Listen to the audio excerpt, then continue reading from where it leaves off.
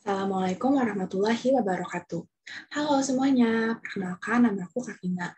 Pada kesempatan kali ini, aku akan memberikan pemaparan materi tentang bilangan cacah. Tapi sebelum itu, aku juga ingin bertanya nih, bagaimana kabar kalian? Aku harap kalian baik-baik saja dan juga dalam keadaan yang sehat ya, supaya kita bisa lebih fokus dalam menerima materi pembelajaran. Nah, sebelum mulai, aku juga ingin menjelaskan sedikit apa aja sih yang akan kita pelajari pada pertemuan kali ini. Jadi yang pertama, kita akan belajar tentang konsep bilangan cacah, lalu ada mengurutkan banyak benda, nilai tempat, penjumlahan dan pengurangan dua bilangan, sifat operasi, dan yang terakhir pemecahan masalah. Jadi materinya itu memang cukup banyak ya teman-teman, tapi aku yakin kalian pasti bisa paham materi ini dengan baik. Kita mulai aja yuk dengan berdoa supaya materinya bisa lebih bermanfaat dan juga lebih berkah. Berdoa dimulai.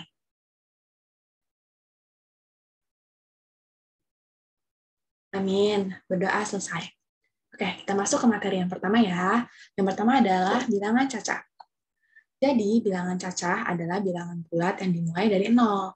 Kita hitung bareng-bareng yuk angka 1 sampai 10. 1, 2, 3, 4, 5, 6, 7, 8, 9, 10. Nah, misalnya angka 1 sampai 10 atau 1 sampai 20, bahkan 100 atau 1000, itu semua disebut bilangan cacah. Jadi, semua angka bulat yang dimulai dari angka 0 ya, teman-teman. Oke, selanjutnya adalah mengurutkan banyak benda. Aku mau nanya dulu nih, misalnya Dino punya 6 balon, terus Cicil punya 3 balon. Jadi, siapa yang punya balon paling banyak? Kalian tahu nggak? Oke, kita lihat ya jawabannya.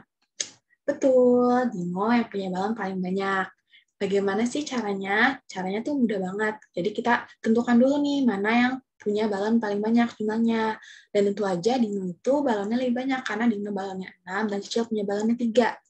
Nah, dari sini kita bisa simpulkan kalau kita bisa mengurutkan suatu bilangan dengan terlebih dahulu menentukan angka mana yang paling kecil atau angka mana yang paling besar. Sama seperti pertanyaan aku tadi, balon mana yang lebih besar. Oke, selanjutnya adalah nilai tempat puluhan dan satuan.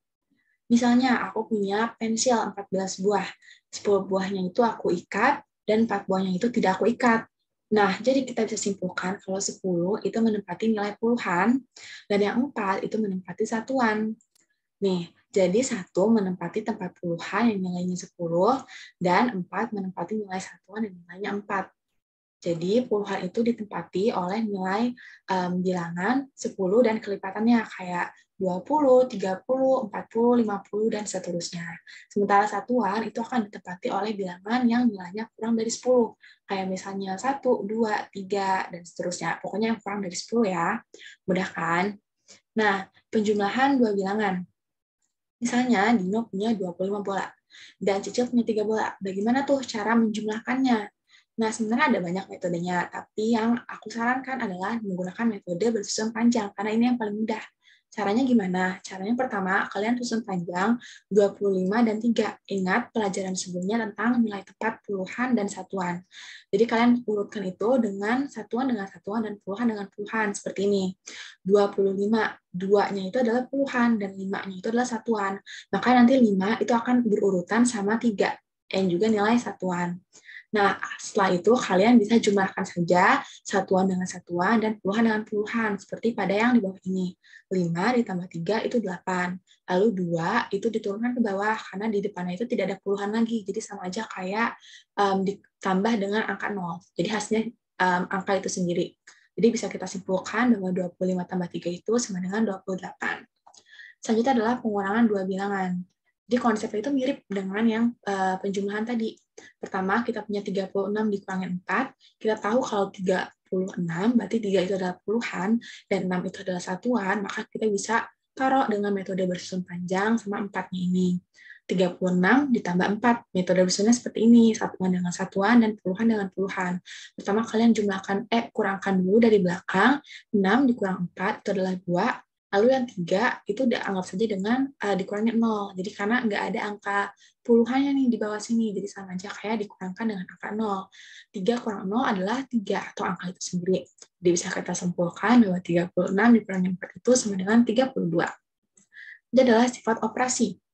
Jadi sifat operasi ini hanya berlaku pada penjumlahan saja, karena kalau di pengurangan nanti hasilnya akan beda. Jadi ingat ya, kalau sifat operasi ini hanya berlaku pada penjumlahan. Yang pertama adalah sifat pertukaran. Nah, misalnya aku punya 11 jam yang ditambah dengan 4 jam. Hasilnya sama dengan 15 jam. Ini hasilnya akan sama kalau misalnya aku punya 4 jam dulu, lalu aku tambahkan dengan 11 jam, sama dengan 15 juga kan? Jadi bisa kita simpulkan, caranya itu tinggal dibalik. Kalian bisa membalik 11 tambah 4, hasilnya itu akan sama dengan 4 tambah 11, sama-sama 15. Itu dia yang namanya sifat pertukaran. Tinggal kalian balik atau tukar saja. Nah, yang kedua itu adalah sifat pengelompokan. Misalnya, aku mau menambahkan 5 tambah 3 tambah 4. Kalian perlu ingat kalau di sifat pengelompokan ini berlaku yang namanya tanda kurung. Yang bentuknya kayak gini nih, yang di bawah sini. Tanda kurung. Nah, artinya tanda kurung ini adalah operasi atau angka-angka yang ada di dalamnya itu harus kalian kerjakan terlebih dahulu. Misalnya pada contoh ini, tanda kurung, buka kurung, 5 ditambah 3 tutup kurung, ditambah 4 sama dengan 12. Caranya itu kalian harus menjumlahkan terlebih dahulu. 5 ditambah 3, berarti 8. Lalu 8 ini baru ditambahkan dengan 4, jadi 12. Nah, jika kita ubah si tanda kurung itu, kita ubah ke tempatnya yang di sini. 5 ditambah buka kurung, 3 ditambah 4 tutup kurung. Berarti sesuai dengan aturan yang awal, kita harus jumlahkan dulu kan angka-angka yang ada di dalam kurung. Berarti kita jumlahkan nih, 3 tambah 4, itu kan 7. Nah, 7 ini baru kita jumlahkan dengan si 5 yang di depan ini. Jadi 5 tambah 7 sama dengan 12. Nah, bisa kita simpulkan kalau pada penjumlahan, jika tanda kurungnya ini diubah-ubah tempatnya, maka hasil itu akan sama. Jadi, dalam buka kurung 5 tambah 3 tutup kurung tambah 4, hasilnya akan sama dengan 5 ditambah buka kurung 3 tambah 4 tutup kurung, yaitu sama-sama 12. Nah, selanjutnya adalah pemecahan masalah sehari-hari. Ada apa aja ya? Nah, misalnya, Dini punya 15 tangkai bunga mawar. Sita juga beli yang sama, yaitu 12 tangkai bunga mawar. Pertanyaannya adalah berapa tangkai bunga mawar yang dibeli Dini dan Sita? Jadi, Dini beli 15. Berarti kita punya angka 15. Terus Sita punya membeli juga 12 tangkai. Jadi kita juga punya angka 12. Nah, jadi kita bisa tinggal tambahkan saja. Karena kan pertanyaannya berapa tangkai yang dibeli Dini dan Sita. Berarti kita tambahkan 15 tambah 12. Kalian bisa gunakan metode bersusun panjang yang tadi. Nanti hasilnya adalah 27. Jadi bunga mawar yang dibeli Dini dan Sita adalah 27 tangkai. Jadi penjumlahan bilangan selesai ini juga sering banget kita temukan dalam kehidupan sehari-hari loh. Nah, kita udah masuk di penghujung materi nih. Kita kerjakan soal-soalnya yuk. Kalian juga boleh untuk post video ini kalau waktunya terlalu singkat. Jangan lupa dikerjakan dan nanti dikumpulkan ya. Oke. Nah, ini soal yang pertama sampai soal yang ketiga. Kalian bisa post videonya jika memang diperlukan. Nah, terus ini adalah soal keempat sampai soal kelima. Oke. Sebenarnya materi kita sudah selesai sampai kali ini saja. Aku harap kalian bisa menerima materi dengan baik dan sampai jumpa lagi di pertemuan berikutnya. Semoga kalian belajarnya bisa semangat terus ya. Sampai jumpa lagi. Dadah.